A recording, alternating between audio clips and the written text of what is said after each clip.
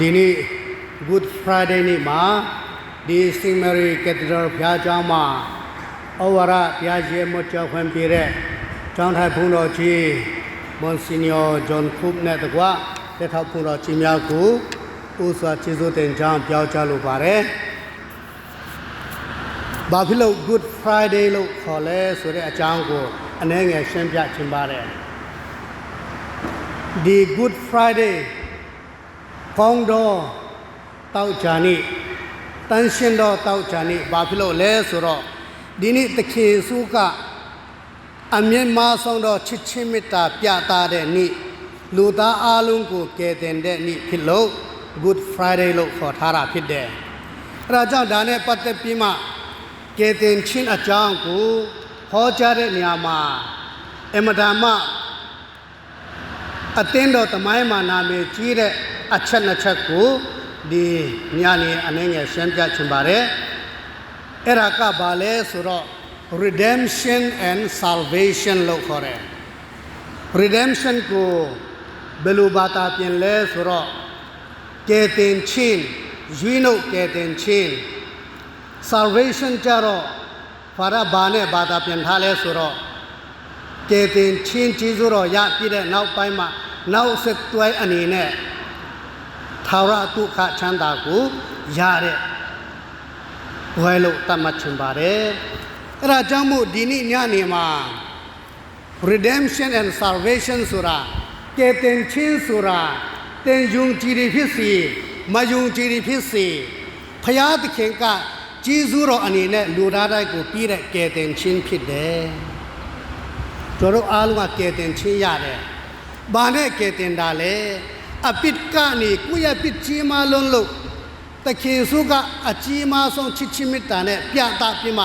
သူ့ရဲ့အသက်နဲ့သူ့ရဲ့အသွေးနဲ့ကယ်တင်ခဲ့တာဖြစ်တယ်။အဲ့ဒါကျွန်တော်အားလုံးကယ်တင်ခြင်းရတယ်။ဒါမဲ့ဒီကယ်တင်ခြင်းရတဲ့လူတိုင်းထာဝရဒုက္ခချမ်းသာရသလား။အဲ့ဒါမိခွန်းထုတ်ဆရာဖြစ်တယ်။အဲ့ဒါထာဝရဒုက္ခချမ်းသာက salvation လို့ခေါ်တယ်။သခင်စုကကျွန်တော်ယုံကြည်ဖြစ်စီမယုံကြည်ဖြစ်စီလူသားတိုင်းကိုချစ်တဲ့အတွက်ချစ်ချင်းမေတ္တာပြသပြီးမှသူ့ရဲ့အသက်နဲ့ကယ်တင်ခဲ့တယ်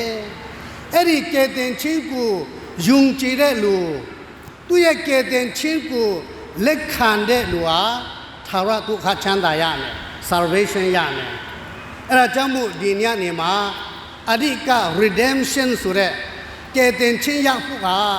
ကျွန်တော်တို့ကိုယ်တိုင်ပါဝင်စရာမလိုဘူး။ကိုယ်ယုံကြည်ဖြစ်စေမယုံကြည်ဖြစ်စေအဲ့ဒါကအင်္ဂလိပ်စာမှာ objective လို့ခေါ်တယ်။ကိုယ်တိုင်မပါဝင်ပြမဲ့တကယ်စုကိုယ်တိုင်လုပ်ပြီး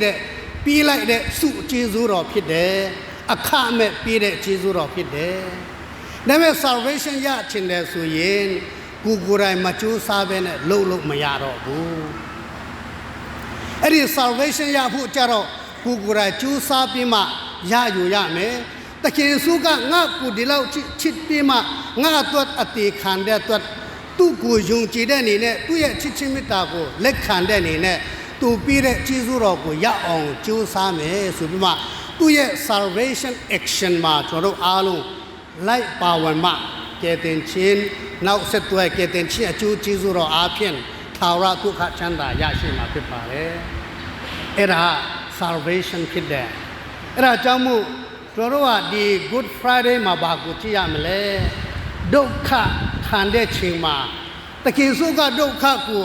အခက်အခဲနဲ့မတွေ့တော့ဘဲနဲ့ကျေးဇူးတော်နဲ့တွေ့ပြီးမှလူသားတွေကိုချစ်တော်မူတဲ့အတွက်ကြောင့်ဝမ်းသာစွာနဲ့တက်ကြွစွာနဲ့ခံထမ်းတော်မူခဲ့တယ်။အဲ့ဒါကြောင့်မို့နောက်ဆုံးမှာသူကရှင်ပြန်ထမြောက်ခြင်းခံစားရတယ်။အဲ့ဒါကြောင့်သူ့ကိုယုံကြည်ပြီးမှသူလိုက်ကျင့်တကယ်တော့သူ့ရဲ့အလိုတော်ကိုလိုက်နာတဲ့လူတွေဟာရှင်ပြန်ထမြောက်ခြင်းရမယ်ဆိုတဲ့မျှော်လင့်ချက်ကိုကျွန်တော်တို့ပြီးနေတယ်။အဲ့ဒါကြောင့် redemption နဲ့ salvation ကိုတခင်စုကိုယ်တိုင်ကျွန်တော်တို့လက်တွေ့မှာပြီးခဲ့တယ်။ဒါပေမဲ့အဲ့ဒါကိုလူသားတွေကတိုက်ရိုက်ဒေါ်လာကောင်းတွယ်ဝဲဒေါ်လာကောင်းမခံစားနိုင်တဲ့လူမတိတဲ့လူရှိတဲ့အတွက်တခင်စုကသူ လုတ်ပြီးတဲ့နိကနေစပြီးနောက်ဆက်တွဲလူသားတဲ့အတွက်မွေးပြီးသားလူတွေရောမမွေးသေးတဲ့လူတွေအားလုံးကဲတင်ချင်းရနိုင်ရအတွက်သူကအဲ့ဒီကဲတင်ချင်းကြီးစုတော်ကိုအတင်းတော်မှာပြီးခဲ့တယ်အဲ့ဒါကြောင့်မို့ကျွန်တော်ကဒီအပြစ်ကျူးလွန်တဲ့အချိန်မှာသူအပြစ်ကနေတော့ကဲတင်လိုက်ပြီကဲတင်လိုက်ပြီဆိုတာကျွန်တော်သိပြီမဲ့လေအဲ့ဒီကဲတင်ချင်းရတဲ့လူတွေဟာအပြစ်ထဲမှာခဏပြန်ပြီးမှကြာရောက်ခဲ့တယ်အဲ့ဒီကြာရောက်တဲ့လူကိုဘေကပြန်ပြီးမှကဲတင်လဲအတင်းတော်ကနေအပတ်ဖြည့်ခြင်းအပြင်ကိုရောမြတ်ပင်ယူခြင်းအပြင်စက်ရမန်တုခံယူခြင်းအပြင်ကဲတင်ခြင်းပြီးတယ်အဲ့ဒါကဲတင်ချင်းရပြီးသားလူတွေကသူရတဲ့ကြီးစိုးတော်ကိုတန်ဖို့မထားဘဲနဲ့အပြစ်ထဲမှာပြန်ကြာရောက်တဲ့အချိန်မှာအတင်းတော်ကထပ်ပြီးကဲတင်ခဲ့တယ်အဲ့ဒါကိုအတင်းတော်နေပြီးမှဒီလိုတခင်စုတည်ထောင်ထားတဲ့အတင်းတော်တခင်စုပြီးထားတဲ့အတင်းတော်ကလည်းတခင်စုနဲ့မပူးပေါင်းဘူးဆိုရင်ကဲတင်ချင်းပြေလို့မရဘူးဒါပေမဲ့တခင်စုကအဲ့ဒီအတင်းတော်တည်ထောင်တဲ့အချိန်မှာသူကိုယ်တိုင်တည်ထောင်ထားတဲ့သူကိုယ်တိုင်လှုပ်ဆောင်ထားတဲ့ဒီကဲတင်ချင်းရဲ့နောက်ဆက်တွဲကိုဆက်လက်ပြီးမှလူသားအားလုံးအပေါ်မှာကဲတင်ချင်းရရှိနိုင်အတွက်အတင်းတော်ကိုတာဝန်ပေးလိုက်တယ်အဲ့ဒါကြောင့်အတင်းတော်နေပြီးမှဒီကဲတင်ချင်းပြီးတာဖြစ်တယ်အဲ့ဒီအတင်းတော်ပြီးတဲ့ကဲတင်ချင်းအပတ်ဖြေလိုက်တယ်ကိုရောမြတ်ပင်တယ်နှုံတရတယ်ကောင်းတဲ့ကုသိုလ်ကောင်းမှုကုသိုလ်ပြန်ပြုတ်လိုက်တဲ့အချိန်မှာကျွန်တော်အပိတ်ကနေပြန်လဲပြီးမှလွတ်မြောက်သွားခဲ့တယ်။ဘာနဲ့တူတယ်လဲအခုနိုင်ငံကြီးမှာကြည့်မယ်ဆိုအဖမ်းခံတယ်လို့တခါကဲတင်ပြီးတော့လဲကောင်းမွန်စမနီပဲနဲ့ပြန်ထွက်တယ်ဆိုလမ်းမှာပြန်ဖမ်းလို့ရတယ်။အဲ့ဒီဖမ်းတဲ့ချိန်တိုင်းထပ်ပြီးကဲတင်ရမယ်။အဲ့ဒါကကျွန်တော်တို့ကြားတဲ့ချိန်တိုင်းအတင်းတော်ကနေပြန်လဲပြီးမှကဲတင်တာဖြစ်ပါတယ်။အဲ့ဒါကြောင့်မို့ redemption ကဲတင်ခြင်းနဲ့ salvation ထာဝရဒုက္ခချမ်းသာကိုတခင်စွာနေပြီးမှကျွန်တော်အတင်းတော်ဖျက်အနေတဆင်ပြတယ်ဆိုတာကိုတရားပြီးမှ